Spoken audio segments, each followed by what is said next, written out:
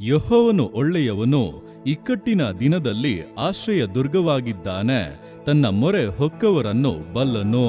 Nahum 1:7. ಪ್ರಿಯರೇ, ಕೆಲವೊಮ್ಮೆ ಎಲ್ಲಿಗೆ ಹೋಗುವುದು, ಏನು ಮಾಡುವುದು, ಜೀವಿತ ಹೇಗೆ ಎಂಬುದಾಗಿ ಏನೂ ತಿಳಿಯದೆ ಬಹಳ ಇಕ್ಕಟ್ಟಿನ ಪರಿಸ್ಥಿತಿಯಲ್ಲಿ ಆಗಿಬಿಡುತ್ತೇವೆ. ಆಗ ಸಹಾಯಕರು ಯಾರೂ ಕೂಡ ಇಲ್ಲದೆ ಒಬ್ಬಂಟಿಗಳಾಗಿ ನಿಲ್ಲಬೇಕಾಗುತ್ತದೆ. ಆದರೆ ಆ ಸಮಯದಲ್ಲಿ ಕೂಡ ಯೆಹೋವನು ಒಳ್ಳೆಯವನಾಗಿದ್ದು ನಮಗೆ ಆಶ್ರಯ ದುರ್ಗವಾಗಿರುತ್ತಾನೆ. ಕಾರಣ ನಾವಾತನ ಮಕ್ಕಳಾಗಿ ಆತನನ್ನೇ ಮೊರೆಹೊಕ್ಕಿರುವುದರಿಂದ ಆತನು ನಮ್ಮನ್ನು ಬಲ್ಲವನಾಗಿದ್ದಾನೆ. ನಮ್ಮ ಜೀವಿತದ ಪ್ರತಿಯೊಂದು ಕ್ಷಣವೂ, ಪ್ರತಿಯೊಂದು ಘಟನೆಗಳು ಕೂಡ ಆತನ ಗಮನದಲ್ಲಿದೆ.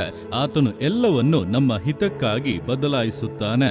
ಧೈರ್ಯವಾಗಿರಿ, ದೇವರು ನಿಮ್ಮ ಸಂಗಡ ಇದ್ದು ಈ ವಾಕ್ಯಾನುಸಾರವಾಗಿ ನಿಮ್ಮನ್ನು ಆಶೀರ್ವದಿಸುವರು.